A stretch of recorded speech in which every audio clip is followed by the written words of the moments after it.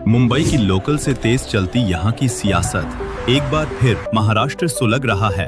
मुद्दा भाषा का है। क्या ये मराठी अस्मिता की लड़ाई है या फिर 2025 चुनावों से पहले एक नया राजनीतिक खेल? आइए जानते हैं इस विवाद की पूरी सच्चाई। इस विवाद की जड़ें बहुत गहरी हैं। 1960 में जब भाषा के आधार पर महाराष्ट्र बना तो नारा था मुंबई सह संयुक्त महाराष्ट्र। यह लड़ाई सिर्फ राज्य के लिए नहीं बल्कि मराठी भाषा और संस्कृति के सम्मान के लिए थी। फिर आया 1968 का त्रिभाषा फॉर्मूला।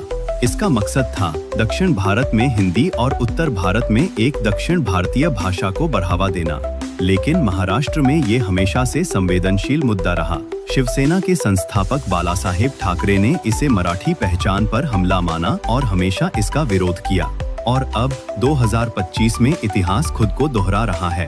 महाराष्ट्र सरकार ने नई शिक्षा नीति के तहत त्रिभाषा फॉर्मूले को लागू करते हुए हिंदी को अनिवार्य करने का आदेश जारी किया और सियासत में भूचाल आ गया। ये हिंदीकरण बर्दाश्त नहीं किया जाएगा। महाराष्ट्र में सिर्फ मराठी चलेगी। मराठी हमारी माँ है और हम अपनी माँ का अपमान बर्दाश्त नहीं करेंगे। मराठी अनिवार्य है और रहेगी।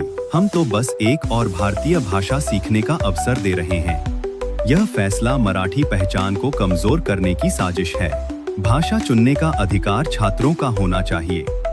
विरोध इतना बढ़ा कि 2 दशक से अलग चल रहे राज और उद्धव ठाकरे भी इस मुद्दे पर एक साथ आ गए।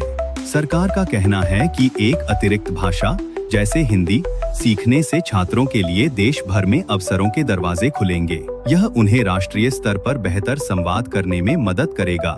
उनका सवाल है, जब अंग्रेजी का विरोध नहीं तो हिंदी का क्यों? वहीं विरोधियों का तर्क है कि यह सिर्फ एक भाषा का मुद्दा नहीं बल्कि पहचान को बचाने की लड़ाई है। उनका डर है कि हिंदी को अनिवार्य करने से धीरे धीरे मराठी का महत्व कम हो जाएगा और यह महाराष्ट्र की सांस्कृतिक जड़ों को कमजोर करेगा।